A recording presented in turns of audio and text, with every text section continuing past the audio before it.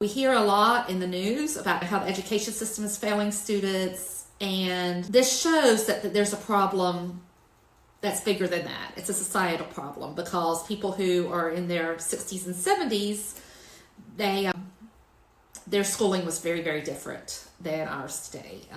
It was more focused on basics. Obviously, there was less technology involved. It was just a very different setup. Students with disabilities didn't have a lot of programs for them, and English learners weren't really served in those schools. So we can't blame this all on the education system. Something's going on. And it's also, worldwide, it's showing the same type of trend. So worldwide, there was only improvement in literacy in the 10 years in Finland and Denmark. And literacy really went down the most in Korea, which is considered a pretty big country with education, Lithuania, New Zealand, and Poland. So that's a wide variety of countries, and they're very different culturally and in their education systems and how they teach. And then worldwide, Finland, the Netherlands, Norway, and Sweden were best, but even those showed some students who didn't know how to read. And what it also found was that Singapore and the US was the most unequal from high to low. So again, this echoes what we're seeing in